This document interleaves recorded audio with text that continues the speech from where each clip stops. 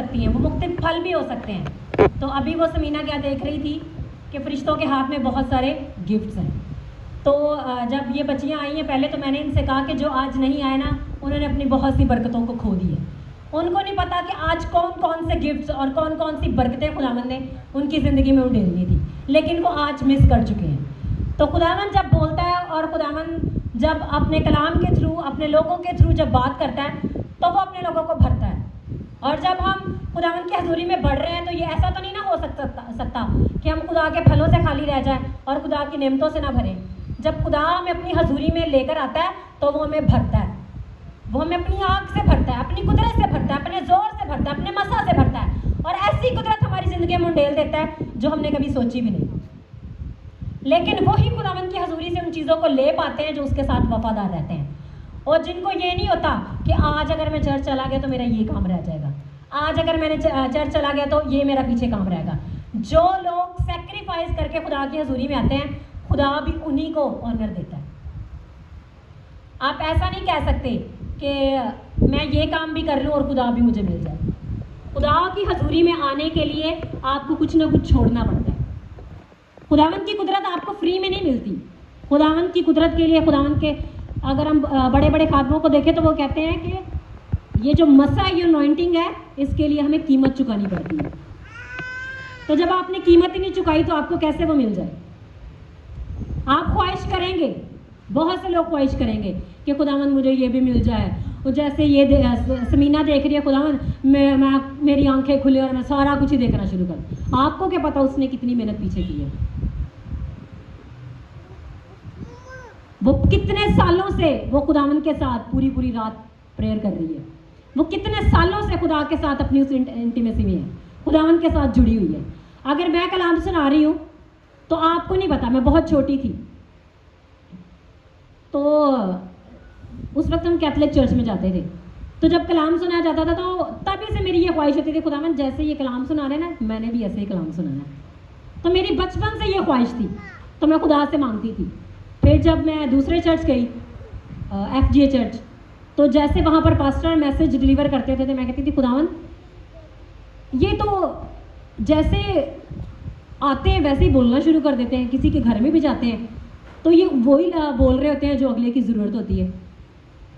तो मेरी ज़िंदगी में भी ऐसी कुदरत भर कि मुझे ये ना हो कि पहले मैं कलाम खोलूँ, मैं उसको 2-3 घंटे तैयार करूँ, तैयार करके फिर मैं खुदावंद की हजूरी से आऊँ, खुदा से पूछूँ, खुदावंद इस बंदे के लिए क्या, इस बंदे। जब मैं खुदावंद तेरी हजूरी में आई हूँ, मैं कलाम को खोलूँ, मैं नहीं, मुझ में से तू होकर बोले। तो खुदावंद जो आप खुदा से मांगते हैं वो आपको देता है। जैसी आपके अंदर ख्वाहिश है, खुदावंद ने वो सब कुछ आपको देना है, बशर्त के आप उसके मुताबिक कोशिश कर रहे हैं, बशर्त के आप उसके मुताबिक अपनी कुर्बानी चढ़ा रहे हैं। अब आप उसको देखें, इब्राहिम को, तो खुदावंद ने उससे क्या कहा था कि अपना इकलौता बेटा ही कुर्बान कर दे। तो उसने क्या बेटे को दरेक किया था खुदा से? जब आप अपना सब कुछ खुदा से दरेक नहीं करते, कुछ भी अपना खुदा से पीछे नहीं रखते, तो वो भी अपनी बरकतों को, अपनी नेमतों को, अपने फलों को आपसे बाज नहीं रखता। लेकिन जब आप खुदा को छोड़ के कुछ और काम करते हैं, तो फिर ये आप भूल जाएं कि वो चीज़ आपको मिलेगी। अब देखें, खुदा तो इतने सालों से इब्राहिम से वादा कर रहा था कि मैं तुझे बेटा दूंगा, बेटा दूंगा, और उसे वो बेटा भी दिया। और इब्राहिम ये भी कह सकता था कि खुदावंद तूने खुद ही तो कहा था मैं बेटा दूंगा, अब तू कह रहा है जी इसको कुर्बान कर दे। तू कैसा खुदा है, पहले देता है फिर मांग लेता है। उसने ऐसा कुछ नहीं कहा। खुदावंद के कलाम में लिखा है कि जब उसे ये कलाम मिला तो हनोज अभी तारे ही थे, मतलब दिन भी नहीं चढ़ा था। उसने सुबह का भी वेट नहीं किया कि मैं उठूँ और खुदावंद के कलाम की फरमाबरदारी करूँ, बल्कि जब उसे कलाम मिला उसने अपने गधे पर ज़ेन कसा है, उसने लकड़ियाँ ली, अपने खादमों को साथ लिया, अपने बेटे को लिया है, और वो सारी चीज़ें वो लेकर मोरिया के पहाड़ पर चला गया। आज हमारी लाइफ में ऐसी ओबीडियंस है, अगर हमारी लाइफ में ऐसी ओबीडियंस है तो हर वो चीज़ जो आपके अंदर ख्वाहिश है वो खुदा आपको देगा। अभी रात को भाई आए, वो कहते हैं कि खुदा ने ना मेरी सारी ख्वाहिशें पूरी कर दी हैं, हर चीज़ जो मैंने खुदा से मांगी ना खुदा ने मुझे दी है, मैंने बड़ा बहुत कुछ बड़ा मांगा, खुदा ने मुझे दिया है। तो मैंने भाई से कहा कि अभी कोई और ख्वाहिश रह गई है? कहते नहीं अभी नहीं कोई रह गई। तो मैंने कहा फिर खुदा की ख्वाहिश भी पूरी करना शुरू कर दें, आपकी तो ख्वाहिशें पूरी हो गई हैं, तो खुदा भी तो ख्वाहिश रखता है कि मेरे बेटे और मेरी बेटियां मेरे साथ रफाकत रखें, मेरे बेटे और मेरी बेटियां मेरे साथ जुड़े रहें, वो मेरे चेहरा की तरफ देखें, मैं उनसे रूबरू बातें करूं, मैं उनके साथ बातें करूं और वो जाने कि हमारा बाप जिंदा है और उसके सिवा कोई हमें छुड़ा नहीं सकता, उसके सिवा कोई हमें नहीं बचा सकता। हम अपने ज़हन में टेंशन, मुख्तलिफ तरह की परेशानियां लेके खुदा के हुज़ूरी में आ जाते हैं और जब हम उसकी हुज़ूरी में बैठते हैं वो उसी टाइम गायब हो जाती है। वो ऐसा बाप है कि वो अपनी कुदरत को हमारे अंदर उंडेलता है और फिर किसी चीज़ की ख्वाहिश भी नहीं रहती। मैं प्रेयर कर रही थी तो बहुत सारी चीज़ें मैंने खुदा की हुज़ूरी में रखी थी, तो मैंने कहा खुदावंद तो ऐसा कर, चल ना दे कुछ, बस जो मैं चाहती हूँ ना वो तो मुझे दे, अब दुनियावी चीज़ें तो ना दे, क्योंकि अगर हम देखें तो दुनिया में आप में से कौन सा शख्स अपने साथ अपना घर ले जाएगा? आप में से कोई आपने इतने कपड़े बनाए वो ले जाएगा, पैसे जमा किए हो, कुछ भी? तो फिर अब हमें देखने की ज़रूरत है कि हम किन चीज़ों के चक्करों में पड़े हुए हैं। जब हम आए अकेले हैं तो जाएंगे भी अकेले। मैं फेसबुक पे देख रही थी, एक पोस्ट थी, वहाँ पर एक आदमी ने बहुत सारे बैग गाड़ी में रखे हुए थे और उन बैगों में बहुत सा पैसा था, उसने हाथ में पकड़े हुए थे और जो कब्र का फरिश्ता था वो उसे कहता है ये चीज़ें आपके साथ कब्र में नहीं जा सकती, आप अकेले बुलाए गए। तो जब वो सारी चीज़ें नहीं हमारे साथ जा सकती तो फिर हम क्यों इन फजूल चीज़ों के चक्करों में पड़े हुए हैं जो आज है और कल तनूर में झोंकी जाएंगी, उनका कोई फ़ायदा नहीं है। आप अयूब को देखें, उसके पास कितना पैसा था, जब खुदा ने उसे चेक करना चाहा, उसका टेस्ट लेना चाहा कि वो मेरे हजूर पूरा उतरता है या नहीं, सब कुछ उससे ले लिया गया, ले लिया गया सब कुछ उससे, लेकिन वो फिर भी वफादार रहा। तो हमें क्या अपने दिल में ये देखना है, क्या हमसे सब कुछ छीन लिया जाए तो हम वफादार रहेंगे खुदा की हुज़ूरी में? गिफ्ट्स तो आप चाहते हैं, नेमतें भी आप चाहते हैं, बरकतें भी आप चाहते हैं, तो क्या आप इतने वफादार हैं? अब सबसे पहले खुदा को नहीं, हमें अपना एनालिसिस, हमें अपना तज्जिया खुद करना चाहिए कि क्या हम इस काबिल हैं कि हम इन चीज़ों को ले पाएं। सब अपनी आंखें बंद करें और सब दुआ करना शुरू करें और खुदावन से कहें कि खुदावन जो बरकतें और नेमतें तू मेरी ज़िंदगी में रखना चाहता है मुझे उसके काबिल बना। सब दुआ करना शुरू करें। ऐसा तो नहीं हो सकता कि हमारे अंदर एबिलिटी ही ना हो, हम इस काबिल ही ना हो और खुदा हमें वो दे दे। खुदावन से कहना शुरू करें कि खुदावन देख मैं तेरी हजूरी में आया हूँ, ऐ बाप मैं तेरे कदमों में आया हूँ, मैं तेरे कदमों में आई हूँ बाप। खुदावंद देख खुदावंद मेरे दिल के अंदर बहुत सी ख्वाहिशें हैं और मेरी सोचों में भी बहुत सी ख्वाहिशें हैं और दुनिया की बातें, इन सबको मेरे अंदर से निकाल और बख्श दे कि मैं तेरी मर्जी के मुताबिक चल पाऊँ, मैं तेरी मर्जी से उन चीज़ों को ले पाऊँ जो तू मुझे देना चाहता है। ऐ बाप आज तेरी कुदरत, तेरा जलाल मेरे अंदर बरसे, आज तेरी आग मेरे अंदर लग जाए और तेरे शोले मेरी जिंदगी के अंदर बरसे खुदावंद, और मैं तेरी मर्जी के मुताबिक बन जाऊँ खुदावंद। मुझे एलिजिबल कर, मुझे इस काबिल बना दे बाप खुदावंद कि मैं तेरी उन बरकतों और नेमतों को ले पाऊँ जो आज तू मुझे देने के लिए जिंदा खुदावंद अपनी हुजूरी में लेकर आया है। ओ खुदावंद निकाल मेरे अंदर से, निकाल मेरे अंदर से इन चीज़ों को और मुझे अपने लायक बना खुदावंद, क्योंकि मुझे ये सब चाहिए जो तूने मुझे देने का इरादा किया है। हम अपनी आंखों को बंद ही रखेंगे और दुआ करते जाएंगे और थोड़ी देर अपने आप को खुदा के साथ कनेक्ट करें ताकि वो आपकी ज़िंदगी में काम करे, वो आपकी ज़िंदगी को इस काबिल बनाए कि आपके अंदर वो भर पाए अपनी नेमतों को, अपनी बरकतों को, अपने फलों को। ओ हालेलुया रे बे बे बे रब्बा बाबा बाबा बाबा बाबा सितारा। मैं देख रही हूँ कि खुदा की आग के शोले जला रहे हैं इन चीज़ों को, उन ख्वाहिशों को, और जो रुकावट है रे बे बे बे ला रे बे रे बे ला शी का रब्बा बाबा बाबा सितारा बाबा सिकंदर भी निकाले अपनी जिंदगियों से। खुदावंद से कहना शुरू करे कि खुदावंद उखाड़ इन बातों का मेरी जिंदगी से, ओ मैं तो तेरी हजूरी से भर जाना चाहता हूँ, मैं तो तेरी नेमतों और बरकतों से भर जाना चाहता हूँ। खुदावंद मुझ पर फजल कर, मुझ पर फजल कर। Hallelujah hallelujah. ओ बाप जब तेरे लोग तेरी हजूरी में झुके हैं तो बाप मैं इनके बिहाफ पर तेरी हजूरी में आती हूँ बाप खुदावंद कि बख्श दे खुदावंद अपने बेटे यीशु मसीह के नाम में कि आज इनके दिल खुल जाए, आज तेरा आसमान इनके लिए खुल जाए बाप खुदावंद, और वो बरकतें इनके दिलों के अंदर रख दी जाएं, इनके स्पिरिट्स के अंदर रख दी जाएं, और ये ताज़ा हो जाए, आग से भर जाए। आजा रब्बे ना बाबा बाबा बाबा बाबा शिंदेरी मेरे पास सिकंदर। खुदावंद तेरी बरकत को मांगते हैं, तेरी कुदरत को, एक आज़ादी वाला दिल, एक आज़ादी वाली स्पिरिट इनकी जिंदगी में आ जाए खुदावंद। वो फकत तेरे ताबे हो, वो फकत तेरे साथ जुड़े और वो फकत तेरी हजूरी में कायम रहे खुदावंद। फजल कर छू बाप, तेरा शुक्र करते हैं, यीशु मसीह के नाम में मांगते हैं, आमीन आमीन। हम सब खुदावंद की हजूरी में खुदावंद के कलाम को सीखना शुरू करेंगे।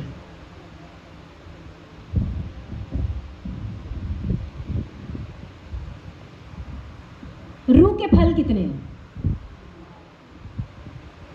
जिसको भी पता है ऊंची आवाज में बता सकते हैं।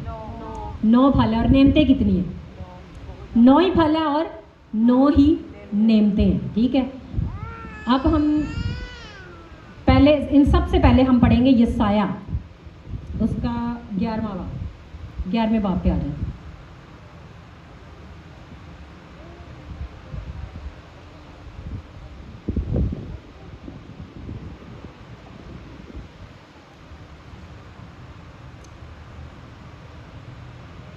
ये जो हवाला है ये पेशन गोई है यीशु मसीह के लिए लिखा हुआ है। इसके पहले बाब के 11वें बाब की पहली आयत से हम अगर पढ़ना शुरू करें, और यस्सी के तने से एक कौंपल निकलेगी और उसकी जड़ों से एक 12 शाख पैदा होगी और खुदावंद की रूह उस पर ठहरेगी। ये यस्सू के लिए कहा जा रहा है। हिकमत और हिर्द की रूह, मसलहत और कुदरत की रूह, मार्फत और खुदावंद के खौफ की रूह, और उसकी शादमानी खुदावंद के खौफ में होगी। और वो ना अपनी आंखों के देखे के मुताबिक इंसाफ करेगा, ना अपने कानों के सुने के मुआफिक फैसला करेगा, बल्कि वो रास्ती से मस्कीनों का इंसाफ करेगा और अदल से ज़मीन के खाकसारों का फैसला करेगा। और वो अपनी ज़बान के असर से ज़मीन को मारेगा और अपने लबों के दम से शरीरों को फना कर डालेगा। हालेलुया। जो मेन हमारा इसमें जो टॉपिक है वह रूह, खुदावंद की रूह। अगर हम देखें तो हिकमत का रूह, कुदरत की रूह, मार्फत और खुदावंद के खौफ की रूह। रूह एक ही है, खुदा क्या है? एक ही है। खुदा एक ही है, ये उसके स्पिरिट्स हैं। किसी के अंदर हिकमत आ सकती है, किसी के अंदर खिर्द, मार्फत, कुदरत, खुदावंद का खौफ। खुदावंद का खौफ भी क्या खुदा की रूह है। किसी के अंदर खुदा की कुदरत आती है, कुदरत आती है तो बड़े बड़े काम होते हैं। हिकमत आती है तो आपके अंदर खुदावंद की विजडम, खुदावंद की अकल भरी जाती है। तो ये क्या सारी है? खुदावंद की रूह है। ठीक है, अब खुदावंद का कलाम कहता है कि रूह एक ही है, खुदा एक है। मतलब खुदा की रूह ही खुदा, उसको के रूह भी कह सकते हैं, उसको की रूह भी कह सकते हैं। इसमें कोई भी मुज़क्कर मुअन्नस का कोई भी डिफरेंस नहीं है। खुदा की रूह या खुदा का रूह, जो आप मर्जी इसको कह लें, इसको हर तरह से इसको यूज़ किया जाता है। तो ये मुकाशफा में भी लिखा हुआ है 7 रूहें, 7 चिरागदान। ठीक है, तो खुदा एक है। ये सब कुछ खुदा की एक रूह, यानी खुदा की रूह, खुदा के जो अंदर रूह है, ये सारी चीज़ें वही ऑपरेट करता है। ठीक है, और फिर ये रूहें जो हैं वो ज़मीन पर इनकी चारों तरफ फिरती हैं, देखती रहती हैं कि खुदावंद के लोग किस तरह से चल रहे हैं। ठीक है, अब हम आएंगे करंथियों। आपने 2 हवालों को अपने सामने खोल कर रखना है। करंथियों उसका 12 बाब और इफसियों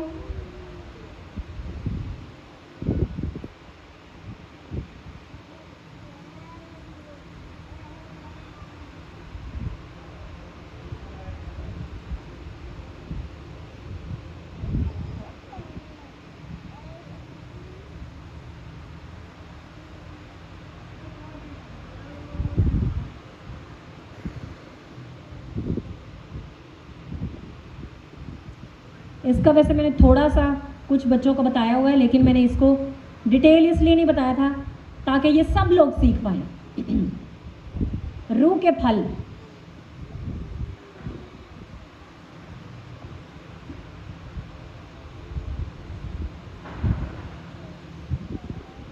गलतियों, सॉरी इफ्सियों नहीं है, गलतियों है।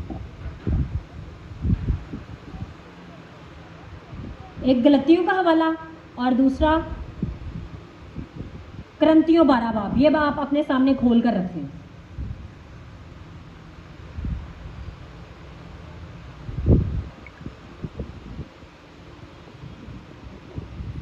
इन दोनों को आपने अपने सामने खोल के रखना है, हमने इनको कंपैरिजन में लेके चलना है। ठीक है, अब जैसे 9 फल हैं और 9 ही नेमते हैं, पहले हम इन्हें पढ़ेंगे। पहले हम फलों को पढ़ेंगे। ये है जी गलतियों उसका 5 बाब और उसकी 22 आयत। मगर रूह का फल मोहब्बत, खुशी, इत्मीनान, तहम्मुल, मेहरबानी, नेकी, ईमानदारी, हिल्म, परहेजगारी है। ये कितने फल हैं? 9 फल हैं। अब हम आ जाते हैं क्रंतियों और उसके 12वें बाब में, लेकिन इसको हम फर्स्ट वर्स से पहले पढ़ना शुरू करेंगे ताकि हमें इसका हर एक चीज़ का आइडिया जो है पूरा हो जाए। ऐ भाइयों, मैं नहीं चाहता कि तुम रूहानी नेमतों के बारे में बेखबर रहो। तुम जानते हो कि जब तुम गैर कौम थे तो गूंगे बुतों के पीछे जिस तरह कोई तुमको ले जाता था उसी तरह जाते थे। बस मैं तुम्हें जताता हूँ कि जो कोई खुदा के रूह की हिदायत से बोलता है वो नहीं कहता कि यस्सु मलऊन है, और ना कोई रूहुल कुद्दस के बगैर कह सकता है कि यस्सु खुदावंद है। मतलब जो कुछ भी हम सही खुदा के मुताबिक कर सकते हैं तो वो हम खुदा के रूह की गाइडेंस से कर सकते हैं। ठीक है, अब हम इसको 4थी आयत से पढ़ना शुरू करेंगे। नेमतें तो तरह तरह की हैं मगर रूह एक ही है।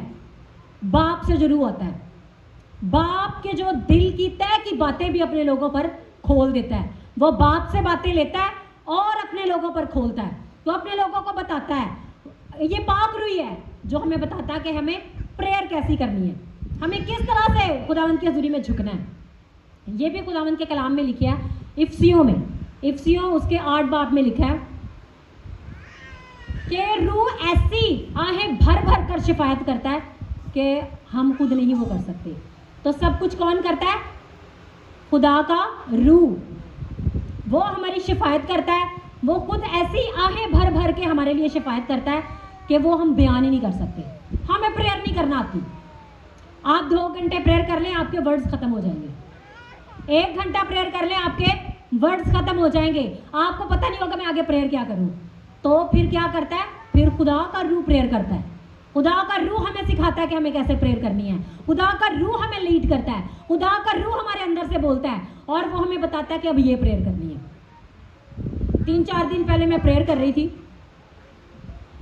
तो मैं गैर ज़बानों में प्रेयर कर रही थी। जैसे मैंने आंखें बंद की तो खुदा के रूह ने मुझे बोलना शुरू किया कि ये कुछ ऐसे, अब तू ऐसे प्रेयर करना शुरू कर। मैंने वैसे ही प्रेयर करना शुरू कर दी। मैं गैर ज़ुबानों में मैं गैर ज़ुबानों में रही हूँ, लेकिन खुदा का रूह मुझे गाइड कर रहा है कि अब ऐसे प्रेयर कर। और जैसे ही मैंने प्रेयर करना शुरू की, कुछ अजीब सी चीज़ें मेरे सामने आई। मैंने फायर प्रेयर करना शुरू कर दी, साथ ही उसके गैर ज़ुबानें भी मैं बोल रही हूँ और मैंने ऐसे ही करना शुरू कर दी और वो एकदम से गायब होगी। और मैं ऐसे बोलते बोलते मैंने कहा खुदावंद रोशनी हो जाए, एकदम से खुदावंद तेरी रोशनी हो जाए, तेरी डिवाइन प्रोटेक्शन आ जाए। और जैसे ही मैंने प्रेयर करके ख़त्म की तो वहाँ पर यूट्यूब पे आ गया यूरियल एंजल। हम लोग उसे यूरियल एंजल बोलते हैं, यूरियल एंजल। तो मैंने कहा ये खुदा का रूह मेरे सामने लेके आया, तो मैं इसको ज़रा वीडियो को ओपन करती हूँ। तो मैंने जब उसको ओपन किया तो उसमें था जो मैं बोल रही थी वही चीज़ मेरे सामने आई कि खुदावंद तेरी रोशनी हो जाए, खुदावंद तेरी डिवाइन प्रोटेक्शन आ जाए। ये चीज़ें मुझे डिस्ट्रैक्ट कर रही है, मैं तेरी मर्जी के मुताबिक प्रेयर कर रही है, मुझसे दूर हो जाए। तो खुदा का रूह क्या करता है? वो हमें सिखाता है, वो हमें बताता है, वो हमें गाइड करता है, वो हमें लीड करता है। जिस राह पर चलना है वो हमें कौन बताता है? खुदा का रूह। कलाम में लिखा है कि तुम्हें पीछे से आवाज़ आएगी कि राह यही है, इसके ऊपर चलो। ठीक है, तो ये सब कुछ कौन करता है? खुदा का रूह। खुदा के कलाम के में लिखा है कि नेमतें तो तरह तरह की हैं लेकिन रूह एक है। अब आप देखें कि बहुत से लोग प्रोफेसी कर रहे होते हैं, नबूवत कर रहे होते हैं। कोई देख रहा है, कोई बोल के आपको बता रहा है, कोई आपकी बातें आप पर खोल रहा है कि खुदावंद कह रहा है कि इस चीज़ से तौबा कर ले, मैं तुझे बहाल कर दूंगा। कोई हाथ रख रहा है और उसके अंदर से दूसरों के अंदर से बदरूहें निकल रही हैं। कोई क्या कर रहा है जी, वो दूसरों के लिए प्रेयर कर रहा है और मौजे हो रहे हैं।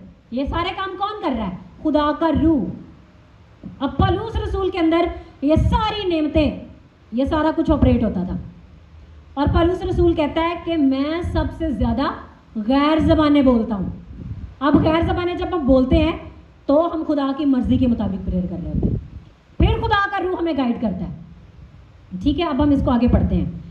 खिदमतें भी तरह तरह की है मगर खुदावंद एक ही है, और तासीरें भी तरह तरह की है मगर खुदा एक है जो सब में हर तरह का असर पैदा करता है, लेकिन हर शख्स में रूह का ज़हूर फ़ायदा पहुंचाने के लिए होता है, क्योंकि एक को रूह के वसीला से हिकमत का कलाम अनायत होता है और दूसरे को उसी रूह की मर्ज़ी के मुताबिक इल्मियत का कलाम।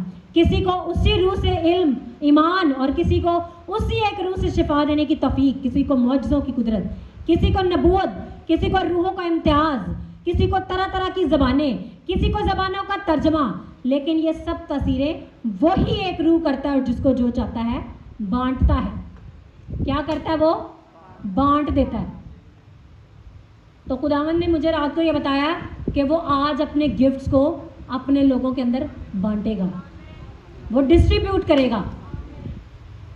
और जितने लोगों ने हर चीज़ को छोड़कर खुदावंद की हजूरी में आया ना, उनके लिए तो ये आज एक कह लें कि खुशी की बात है कि खुदावंद ने आज उन्हें अपने गिफ्ट से भरना है। अब हम इसको आगे सीखना शुरू करेंगे। आप पहले इफ्सियों और इसका करंतियों का कंपैरिजन देखना शुरू करें। तो पहला फल क्या है जी? मोहब्बत। पहला फल क्या है? मोहब्बत। जब आपके अंदर मोहब्बत आ जाती है, मोहब्बत दो तरह की होती है। एक वो मोहब्बत जो आप बाप से करते हैं, और एक मोहब्बत वो है जो बाप आपसे करता है। लेकिन यहाँ पर बाप की मोहब्बत की बात नहीं हो रही। एक वो मोहब्बत जो आप लोगों से करते हैं। बाप तो अपने सब बेटे बेटियों से मोहब्बत रखता है और वह किसी की हलाकत नहीं चाहता।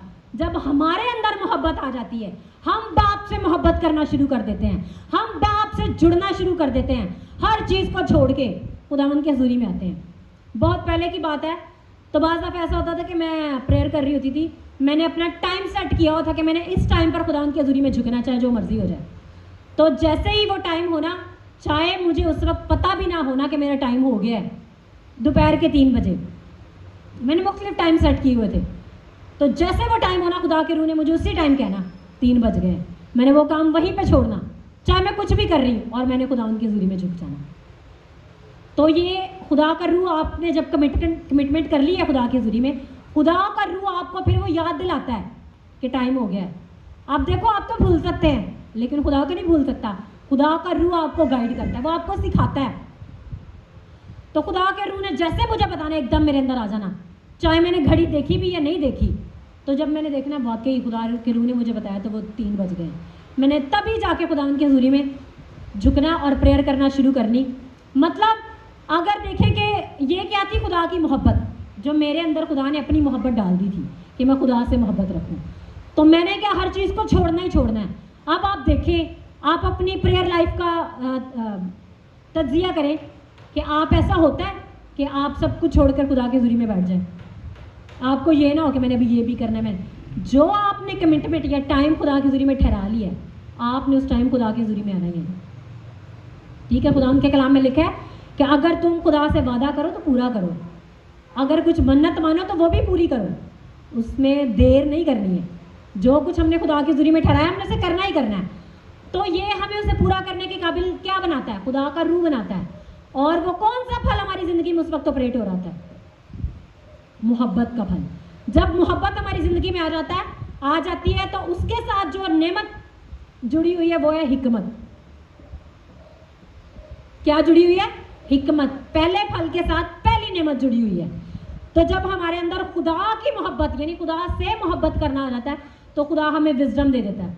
मतलब आपको सही पता नहीं चल रहा कि मैं इन चीज़ों को मैनेज कैसे करूं, तो खुदा की विजडम आपके अंदर आ जाएगी कि मेरे बेटे ने या मेरी बेटी ने जो कुछ मेरी हजूरी में ठहराया, उसने पूरा करना है। अब ये विजडम इसके अंदर आ गई है, वो उसको पूरा करेगा और अपने टाइम पे मेरी हजूरी में झुक जाएगा। अगर आप ऐसा कर रहे हैं, तो खुदावंद आज आपको इस गिफ्ट से भरने जा रहा है। लेकिन अगर आप ऐसा नहीं कर रहे, तो ये इसके लिए भी आपको वेट करना है। ठीक है, नेक्स्ट जो फल है वो है जी खुशी। अब आप देखें, आप जितने भी दुखी हो, जितनी भी तकलीफ में हो, जब आप खुदावंद की हजूरी में आते हैं ना, तो ऑटोमेटिकली एक ऐसी खुशी और ऐसी खुदावंद की कुदरत छाना शुरू करती है कि आप भूल जाते हैं कि मेरे साथ हुआ क्या था, और आपको पता ही नहीं होता। और फिर ऐसा होता है कि जो चीज़ें हम सोच रहे होते हैं कि पता नहीं ये मेरी ज़िंदगी से ये तकलीफ़ निकलने में पता नहीं कितने दिन लगेंगे, लेकिन जब आप खुदावंद की हजूरी में आते हैं तो वो ऐसे ख़त्म। मुझे याद है 2011 की बात है, कुछ ऐसा मेरी लाइफ में हुआ कि मेरा दिल चाहता था कि खुदावंद बस अब मर जाऊं। ये क्या मेरी लाइफ में अजीब सी सिचुएशन चलना शुरू हो गई है। तो खुदावंद ने मैंने कहा ये चीज़ मेरे दिमाग से नहीं निकल रही। तो मैंने कहा लगता है, मैंने खुदावंद से कहा कि ठीक है, मैं तेरी मर्ज़ी के मुताबिक चलूँगी। जब तूने मुझे बनाया अपने लिए, तो मैं तेरा ही काम करूँगी। और तू चाहता है कि मैं नहीं मरूँ, और मैं भी चाहती हूँ कि मैं नहीं मरूँ, क्योंकि तूने मुझे अपने लिए बनाया, तो मैंने तो तेरा काम करना है। तो क्या हुआ, मैंने ये देखा, मैं दिन भी नहीं कहूँगी कि इतने दिन मुझे लगे, सिर्फ जस्ट 2 और 3 डेज के अंदर वो मुझे भूल गया कि मेरी लाइफ में हुआ क्या था। और मैं खुद हैरान कि खुदा का रूह ऐसे भी कर सकता है, खुदा का रूह सब कर सकता है। वो आपके चाहे दुख जितने भी भारी हो, चाहे जितने भी गम ज़्यादा आपकी लाइफ के अंदर हो, चाहे जितने भी दुश्मन ने आपको तकलीफ दी हो, चाहे आपके घराने ने, आपकी फैमिली ने, आपके दोस्तों ने, आपके रिश्तेदारों ने, इर्द गिर्द वालों ने जितना आपको दुख दिया हो, लेकिन जब आप खुदावंद की हजूरी में आ जाते हैं ना, तो वो कहता है कि अबदी खुशी, वो खुशी आपकी ज़िंदगी में वो भर देता है और खुदा का रूह वो आपकी ज़िंदगी में लेके आता है। और जब खुदावंद की खुशी से आप भर जाते हैं, आपको कुछ भी याद नहीं रहता, और फिर उस खुशी में वो दिल करता है कि झूमें, आप नाचें, आप गाएं। बाज़ दफ़ा वर्शिप हो रही होती है, मेरा दिल करता है कि बस सब कुछ छोड़ के इधर नाचना शुरू कर दें। क्यों? खुदावंद की कुदरत वो आपको उभार रही होती है। तो खुदावंद की कुदरत जब एकदम आपके ऊपर से उतरती है, वो आपके अंदर खुशी को भी भर देती है। अगर आपके अंदर खुदा के रूह की ये खुशी आ गई है, तो इसके साथ जो नेमत जुड़ी है वो इल्मियत, मतलब आपको इल्म होना शुरू हो जाता है। बाज़ दफ़ा आपको कुछ गलत होना हो ना, पहले ही पता चलता है कभी ये गलत होगा, अब ऐसा गलत होगा, आप क्या होते हैं, होशियार हो जाते हैं कि नहीं नहीं, मैं पहले ही से इसके खिलाफ वर्क करना शुरू करूँगा ताकि ये मेरी लाइफ में गलत ना हो। इल्म हो जाना, ठीक है। तो ये इल्म जब आपके अंदर आना शुरू हो जाता है, आप है कुछ लोगों को इल्मियत का गिफ्ट होता है, ये जो है वो क्या, उनको इल्म हो जाता है और वो आपकी लाइफ का पास्ट भी आपको बता सकते हैं, वो आपकी लाइफ का फ्यूचर भी बता सकते हैं, 2 दिनों के बाद क्या ना वो भी आपको बता सकते हैं। तो ये नेमत क्या करती है, खोलती है, इल्म देती है, और ये इल्म फिर आपको खुदा का इल्म भी सिखाता है, फिर ये आपको खुदा के नॉलेज में भी बढ़ाता है, खुदा के को सीखने में, खुदा को जानने में भी आपको तरक्की करने में मदद देता है। आप देखें, जब आप खुदा की हज़ूरी में बढ़ना शुरू करते हैं ना, तो फिर आपका दिल चाहता है कि मैं अब जानूँ, ये कलाम में लिखा है, मैं इसकी गहराई को जानूँ। फिर आप कलाम में से सीखना शुरू करते हैं, कुछ आप नेट से सर्च करना शुरू करते हैं, फिर आप बड़े बड़े प्रॉफिट्स के मैसेज सुनना शुरू करते हैं, सब चीज़ें आपके अंदर होना शुरू हो जाती हैं। तो क्या हो जाता है, इल्मियत की नेमत आपके अंदर, खुदावंद उसके वसीला से आपके अंदर काम करना शुरू कर देता है। और वो कौन करा रहा होता है, इल्मियत का जो गिफ्ट है, वो जो नेमत है, वो नेमत आपके अंदर आ गई है और वो ऑटोमेटिकली वो काम होना शुरू होता है। फिर आप सीखना शुरू कर देते हैं, फिर आप सिखाना शुरू कर देते हैं, फिर सब कुछ आपकी लाइफ में होना शुरू हो जाता है। ठीक है, नेक्स्ट हम देखेंगे इत्मीनान। अब देखिए, मैं और मेरी फ्रेंड है, हम रात को मिडनाइट प्रेयर करते हैं। तो मिडनाइट प्रेयर जब हम शुरू करते हैं, तो वो कोई भी चीज़ होगी, मुझे ऐसा, वो अक्सर मुझे बताती, मुझे ऐसा ड्रीम आया है, तो अब ने मुझे इसका बताओ। तो जो कुछ खुदा मुझे उसके बारे में गाइड कर रहा होता है, मैं उसको बता देती हूँ। वो मुझे कहती, मुझे कुछ अजीब सा था, बहुत ही कुछ ख़तरनाक था। तो मैंने कहा, मेरी स्पिरिट में ऐसा कुछ नहीं आ रहा कि मैं आपको कहूँ मुझे ऐसा ख़तरा आने वाला है। बाज़ दफ़ा मुसीबतें आपकी लाइफ में आती हैं, लेकिन वो आपको खुदा के की तरफ ले जाने के लिए आती हैं, वो ये नहीं होती कि आपको तबाह करने के लिए आती हैं। बाज़ दफ़ा खुदा आपको बुला रहा होता है, आपको कॉल कर रहा होता है, लेकिन आप सुन ही नहीं रहे होते कि मेरी हजूरी में आ जा, मेरे साथ जुड़ जा। फिर तब भी मुसीबतें आती हैं, तब भी मुसीबतें आती हैं। बाज़ लोग कहते हैं शैतान ही मेरे पीछे गया है, सारी मुसीबतें शैतान नहीं लेके आता। हाँ, शैतान को अलाउ ज़रूर कर दिया जाता है, जैसे अय्यूब के केस में शैतान को अलाउ कर दिया था, ठीक है। तो क्या है, जब वो दुख तकलीफ आपकी ज़िंदगी में आते हैं ना, आप फिर खुदा की हज़ूरी में और गहरे से बैठना शुरू करते हैं, खुदा की हज़ूरी में बैठते जाते हैं, उसके नाम को जलाल देते जाते हैं, वर्शिप करते जाते हैं, और फिर क्या होता है, इत्मीनान आपकी ज़िंदगी में भर जाता है, और फिर आपको कोई टेंशन ही नहीं रहती। यानी कि वो दिमाग में जो टेंशन भरी हुई थी, वो दिन रात की जो खिचड़ी पक रही होती थी, वो निकल जाती है और एक इत्मीनान आपके अंदर आ जाता है, ठीक है। और इस इत्मीनान के साथ जुड़ा हुआ है ईमान। अब देखें, इत्मीनान है, कुछ नहीं होगा, चाहे जो मर्जी कर ले शैतान, मेरी लाइफ में कुछ नहीं हो। ईमान आप बोलते हैं और वैसे होता है। पिछले संडे हमने यही सीखा था कि हम पॉजिटिव बोलेंगे तो पॉजिटिव होगा, हमारे वर्ड्स जो है वो काम करते हैं। अब अगर हम नेगेटिव बोलेंगे तो शैतान तो कहेगा इन्हें खुद ही बोले, आओ फिर शुरू करिए काम, ठीक है। अगर हम बोलेंगे जाए जो मर्जी शैतान कर ले, मुझे कुछ नहीं होगा, जब मेरा खुदा मेरे साथ है तो कौन मेरा मुखालिफ है, को क्या कर लेगा वो मेरा। जब आप बोलेंगे तो ये क्या बोल रहे हैं, आप अपना ईमान बोल रहे हैं। जब आपके अंदर इत्मीनान आ जाता है तो ईमान की नेमत आपके अंदर ऑटोमेटिकली एंटर हो जाती है। हालेलुया।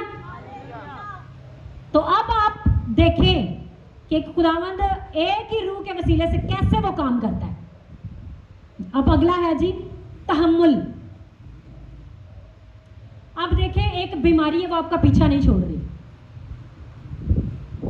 आप खुद कोशिश कर रहे हैं, दवाइयां खा रहे हैं, सारे डॉक्टर छान लिए, कोई दवाई नहीं छोड़ी, उल्टा अपना मैदा और खराब कर लिया है, दवाइयां खा खा खा के अपने आप को और तबाह कर लिया है। लेकिन आपके अंदर क्या है जी, ये फल है जी तहम्मुल। तहम्मुल नहीं आपके अंदर, बस हुने ठीक होए, कोई जादू होए तो सब ठीक हो जाए, और फिर इस जादू के चक्कर में लोग गलत राहों पे चल पड़ते हैं। चल खुदा को तो नहीं हो रहा, चल फिर वो तो कर ही देंगे, वो नहीं करते, वो उल्टा भरते हैं आपको। ठीक है, तो तहम्मुल, तहम्मुल क्या है कि खुदावन ये बीमारी को भी तू ही निकालेगा। अब खुदावन के खादिम वो कहते हैं, खुदावन ये बीमारी जाए या ना जाए मैं तुझे नहीं छोड़ूंगा। तहम्मुल एंटर हो गया। तहम्मुल जब फल अंदर आ गया तो पहले क्या है, हम अब फल से पहले भरते हैं, उसके बाद हमारे अंदर नेमतें आती हैं कि चाहे ये मेरे हालात बदले ना बदले, चाहे ये मुसीबत जाए ना जाए, मैं नहीं उन खुदा का पीछा छड़ना। जब आप खुदा को नहीं छोड़ते, आप अंदर ये अपने शुरू कर लेते हैं, चाहे खुदावन जो मर्जी हो जाए। और कुछ लोग कहते हैं खुदावन पहले ऐ कर ते मैं फिर ऐ करांगा। खुदा के साथ भी जंग लगा के शुरू कर, तू पहले कर। आप खुदा है या वो खुदा है? खुदा ने आपको सीधा करना होता है और वो खुदा को सीधा करने शुरू कर देते हैं। तो हमने क्या है, खुदा की अलाइनमेंट में चल रहे हैं, खुदा के मुताबिक चलना है, तहम्मुल करना है। अब अय्यूब तहम्मुल करके ठहरा रहा, जिसने दिया उसने लिया, उसी का नाम मुबारक हो। बेटे बेटियां भी मर गए, जानवर भी मर गए, सब कुछ छिन गया, फोड़े फिंसियां, पूरा बदन भर गया और पत्थर लेके अपने आप को खारिश करने बैठ गया है, फिर भी खुदा के नाम की तकफीर नहीं कर रहा। तहम्मुल है उसके अंदर। कोई उसको आके कुछ भी बोल रहा है, चल खुदा के नाम पे कुफर वक्त, चल खुदा के नाम पे ये कर और मर जा, लेकिन नहीं, उसने कुछ भी ऐसा नहीं किया। उसके अंदर क्या था? तहम्मुल। तो तहम्मुल के साथ है शिफा। तहम्मुल के साथ क्या है? शिफा। शिफा आपके अंदर भी आती है और शिफा का गिफ्ट भी आपसे ऑपरेट होता है। हालेलुया। तो शिफा का गिफ्ट जब आता है, जब आप दूसरों के लिए प्रेयर करें और वो शिफा पाएं, तो क्या वो खुदा जो दूसरों को शिफा दे रहा है, कि वो आपको शिफा नहीं देगा? उसने आपको भी शिफा देनी है। और बाज़ दफ़ा ऐसा होता है कि बहुत से लोग बहुत सी बीमारियों में फंसे ही रहते हैं, चाहे वो खुदा के साथ चल भी रहे हो। तो पता है वो क्यों हो रहा होता है? क्योंकि खुदावन ने उन्हें ये गिफ्ट देना होता है, तो वो उन्हें उस प्रोसेस से गुजार रहा होता है कि वो देखे कि ये इस बीमारी में कहाँ तक खुदा के साथ चल रहे हैं। खुदा ने हर एक चीज़ पहले ही डिसाइड किया, हमारे पैदा होने से पहले। खुदा को पता है कि मैंने क्या चीज़ इसको देनी है, इस ज़मीन पर मैंने इसे क्या देना है, क्या इसकी लाइफ में रखना है। ये तो हम बेवकूफ़ी करके बहुत सी चीज़ों को खो देते हैं। और बात एक मैंने खादिम से सुना कि बहुत से लोग हैं वो यहाँ से मरकर चले भी गए हैं और आसमान पर जो उनके गिफ्ट्स हैं वो वैसे के वैसे ही पड़े हुए हैं। वो आए हैं, वो चले भी गए, उनको गिफ्ट्स नहीं मिले। अब जो आसमान पे इतने सारे गिफ्ट्स रखे, वो किन के लिए हैं? हमारे लिए। तो हमें वो गिफ्ट्स लेने हैं कि नहीं लेने? हमें वो गिफ्ट्स लेने हैं। उनको गिफ्ट्स को लेने के लिए हमें अपनी लाइफ खुदा के मुताबिक बनानी है। हालेलुया। नेक्स्ट आता है जी मेहरबानी। नेक्स्ट फल क्या है? मेहरबानी। एक शेर है, तुम मेहरबानी करो अर्शे बरी पर, खुदा तुम पर मेहरबान होगा ऊपर से। मैं तुम मेहरबानी करो नीचे से और खुदा मेहरबान होगा अर्शे बरी पर। तुम मेहरबानी करो अहले ज़मीन पर और खुदा मेहरबान होगा अर्शे बरी पर। तुम लोगों पर मेहरबानी करोगे और खुदा तुम पर मेहरबान हो जाएगा। खुदावन के कलाम में क्या लिखा है? देना लेने से मुबारक है। कुछ लोग इसको इस तरह भी लेते हैं कि हम खुदा को देते हैं, कुछ लोग इस तरह देते हैं कि हम लोगों की हेल्प करते हैं। अगर हमारे पास कोई चीज़ है, वो गल सड़ जाए, ख़राब हो जाए, देनी नहीं किसी ने भाई। वो अगर हमारे यूज़ में नहीं है, वो फ्री पड़ी है, इससे बेहतर कि वो ख़राब हो, हमें उसे दूसरों को बांट देना है। हम दूसरों के लिए मेहरबानी करेंगे। अगर हमारे पास पैसे हैं और हम किसी को बहुत गरीब पिसा हुआ देख रहे हैं, वो इस काबिल भी नहीं है कि अपने लिए सब कुछ कर सके, तो हमें उनकी हेल्प करनी है, हमें मेहरबानी अपने अंदर लानी है। जब हम इस, और ये भी खुदावंद का फल है, जब हम प्रेयर करते हैं खुदावंद हमारी ज़िंदगी में फल भी भरता है। जब हमारी ज़िंदगी में ये मेहरबानी आ जाती है, दूसरों के लिए उस तर्स से हम भर जाते हैं। खुदावंद यीशु मसीह के को अगर हम कलाम में देखें तो वो कहता है जब वो दूसरों को देखता था वो तर्स से भर जाता था। जब वो तर्स से भर जाता था वो क्या करता था? मौजे होना शुरू हो जाते थे। तो इस मेहरबानी के साथ जो गिफ्ट है वो है मौजज़ा। तो खुदा आपकी लाइफ में मौजे करना शुरू कर देता है। हमने कलाम में क्या सीखा है कि तुम दो तो तुम्हारी जिंदगी में मौजे होना शुरू हो जाएंगे। इसीलिए लिखा है देना लेने से मुबारक है। जब हम खुदा की हज़ूरी में अपना बीज बोते हैं तो खुदा भी आसमान से खोलता है और मौजे करके हमारी ज़रूरतों को पूरा करता है। और फिर जो लोग खुदावंद की हज़ूरी में इन चीज़ों के लिए पुकार रहे होते हैं, वो आपको इस गिफ्ट से भर देता है, इस नेमत से भर देता है। फिर आप दूसरों के लिए प्रेयर करते हैं तो उनकी लाइफ में भी मौजे होना शुरू हो जाते हैं। तो वो क्या है, आपको एक चश्मा बना देता है कि आपकी लाइफ से ये मौजे ऑपरेट हो। हालेलुया। तो आप दूसरों के लिए मेहरबानी करनी है, दूसरों पर मेहरबान होना है। जब आप मेहरबान होंगे तो आपकी ज़िंदगी के अंदर वो नेमतें जारी हो जाएंगी। अब नेक्स्ट है नेकी। नेकी भी इसी तरह से है, इसी के मेहरबानी और नेकी में देखिए हम थोड़ा सा ही डिफरेंस है। अब मैंने एक लेडी थी, उससे सुना कि वो कहती कि आखिरत में ना आपका कोई दोस्त, आपका कोई रिश्तेदार, आपका कोई बेटा या बेटी भी आपके काम नहीं आएंगे। जब आपका हिसाब हो रहा होगा तो कोई बेटा या बेटी आपके आगे आके कहेगा जी मेरे माँ बाप को माफ़ कर दो और इनकी जगह मुझे सज़ा दे दो। कोई कहेगा? आपका हिसाब आपके मुताबिक होगा। ठीक है। जब हम सबका हिसाब होना है, हम सब ने अपने अपने मुताबिक हर चीज़ को देना है। ना कोई बेटा ना कोई बेटी, कोई आपके लिए काम नहीं कर सकता, तो फिर हम उनके लिए गुनाह क्यों करें? अब जो हो चुका वो ख़त्म। हमने क्या करनी है? अब दूसरों के साथ नेकी करनी है, नेक हो जाना है। नेक मतलब पाक, पाकीज़ा रूह, नेकी करने वाली रूह। वो रूह पाक होगी, वो खुदा के लिए भी पाक होगी, पाकीज़गी हमारे अंदर आएगी।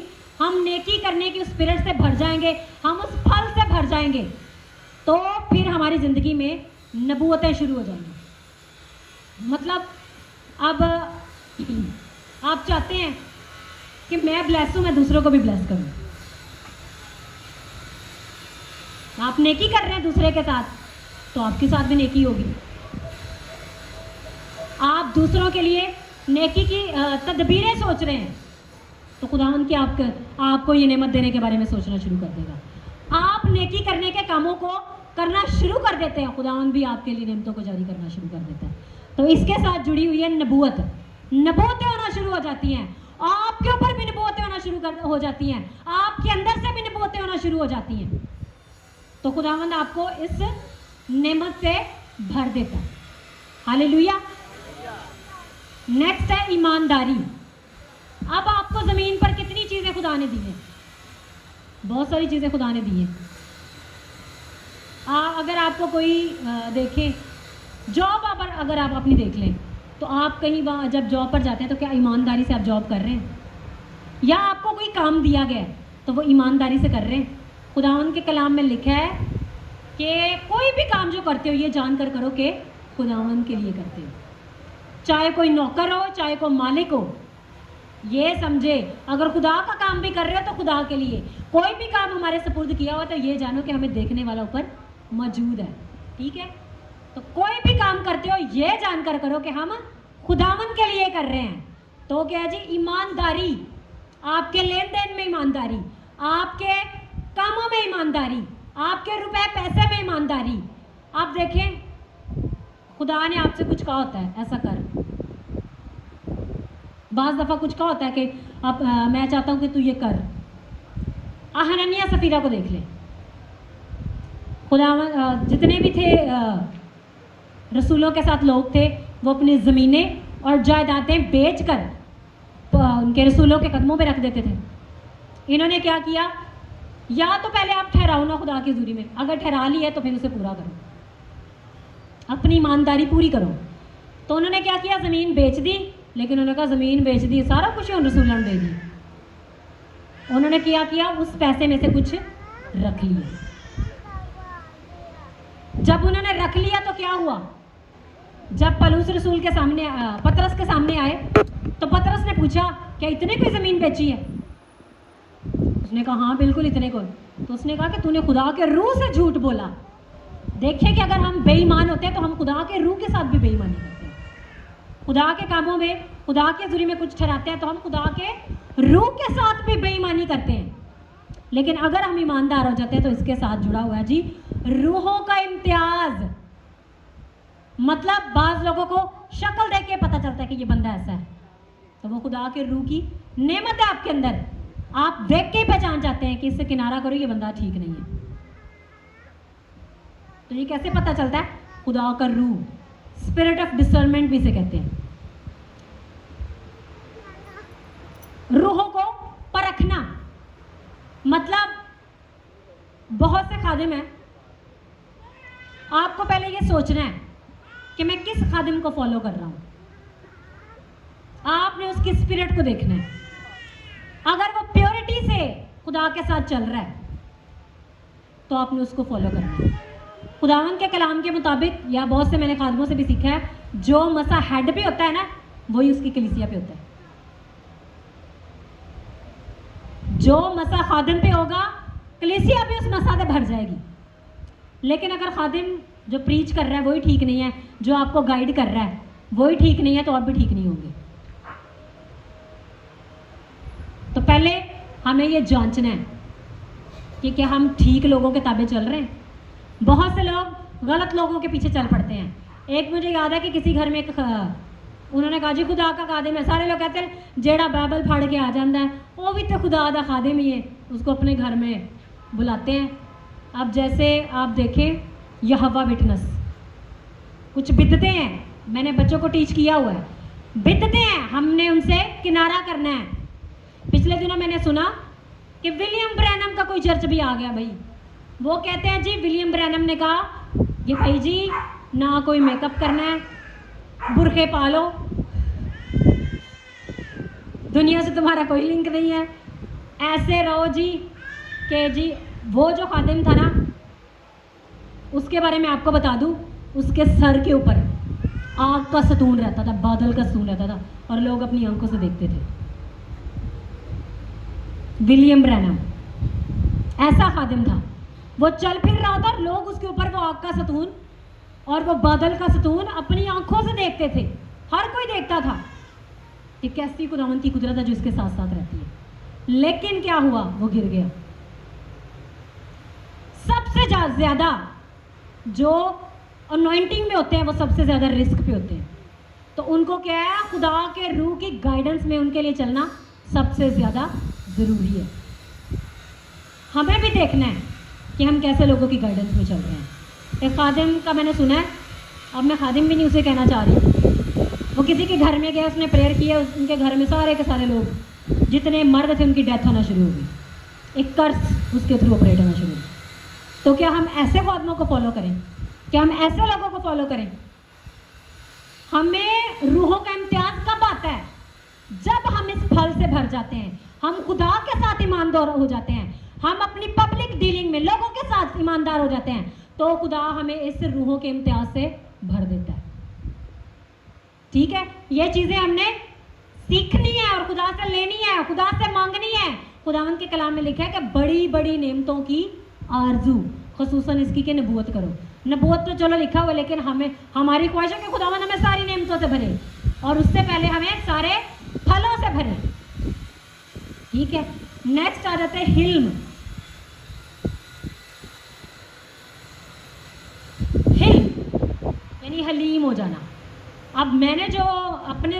स्पिरिचुअल फादर से सीखा, वो कहते हैं, बाज़ लोग कहते हैं जी हलीम ते शख्स वो है जेड़ा जी सब कुछ सुन लेंदा है और वो बोलता भी नहीं। लोग ऐसे कहते हैं, बड़ा हलीम है जी, इसके तो मुंह से वर्ड भी नहीं निकलते, इस सुन लेता है और चुप करके बस बर्दाश्त करता रहता है। लेकिन खुदावंद के कलाम के मुताबिक हलीम शख्स वो है, जब खुदा कहे उठ तो वो उठ खड़ा हो, खुदा कहे बैठ तो वो बैठना शुरू हो जाए, खुदा कहे चल तो वो चलना शुरू हो जाए, खुदा कहे मैंने ये तेरी ज़िंदगी में कर दिया है, शुरू कर दे इसे प्रीच करना, खुदा कहे चल इस काम को करना शुरू कर। खुदा का बोला हुआ एक लफ्ज़ उसके लिए ऐसे हो कि ये नहीं करूँगा तो मौत ही। मतलब वो खुदा के हुक्म को ऐसे ले ले कि बस। खुदावंद के कलाम में मूसा के बारे में ऐसे लिखा है कि इससे ज़्यादा हलीम तो कोई नहीं है। क्यों? जो खुदा उसे कहता था वो करना शुरू कर देता। इवन के वो बनी इसराइल के लिए खुदा की हज़ूरी में खड़ा हो जाता था कि खुदावंद देख, अगर तू इन्हें मार देगा तो जिन कौमों में से तू इनको निकाल कर लाया वो तो कहेंगी कि खुदा तो इनको मारने के लिए लेके आया है। तो खुदा कहता है कि ये ऐसा शख्स है, मेरा दोस्त है, जिससे मैं रूबरू बातें करता हूँ, इससे ज़्यादा कोई हलीम नहीं है। असल जो डेफिनेशन है हलीम होने की कि हमें खुदा के साथ हलीम होना है। जो हमने सुन लिया खुदा के कलाम से, जो हमने पढ़ लिया है, हमने नहीं उससे हटना। खुदा ने मुझसे हिसाब लेना है। जब मुझे पाक रूह का बैप्टिज़्म हुआ तो जब मैं कलाम में पढ़ लेती थी ना, मैं कहती थी नहीं, अब मैंने पढ़ लिया है, खुदा तो कहेगा मैंने तो तुझे बताया था, फिर भी तूने काम नहीं किया। तो जब हम ऐसे हलीमी के साथ खुदा की हज़ूरी में चलना शुरू कर देंगे तो हमारी ज़िंदगी में ज़बानें शुरू हो जाएंगी। खुदा को पता कौन लोग मेरे साथ हलीमी से चलेंगे या चल रहे हैं। अब कई लोग हैं उनके पास ज़बानें नहीं हैं, और कलाम के मुताबिक जो गैर ज़बानें हैं वो निशान है, लेकिन ज़रूरी नहीं है कि हर एक के पास गैर ज़बानें हों। हमारे जानने वाले हम उनके घर जाते थे, वो बाजी थी, वो ऐसे ऐसे विजन देखती थी कि वो डायरेक्ट ही आसमान पे होती थी जी। आसमान पे जी बड़ी टेबल लग गई है, हम न्यू यरूशलेम में एंटर हो गए हैं, हमें जो ताज पहनाए जा रहे हैं, हमारे कपड़े ड्रेसेस चेंज हो गए हैं, बस वो यही देखती थी, लेकिन उनके पास गैर ज़बानें नहीं थी। तो ज़रूरी नहीं है कि हर किसी के पास गैर ज़बानें हों, लेकिन अगर हम हलीम होंगे, हिल्म की फल है ये हमारे अंदर आ गए, हिल्म, हम अपनी रूह से हलीमी में आ जाएंगे तो गैर ज़बानें हमारी ज़िंदगी से शुरू हो जाएंगी। ठीक है, नेक्स्ट है जी परहेजगारी।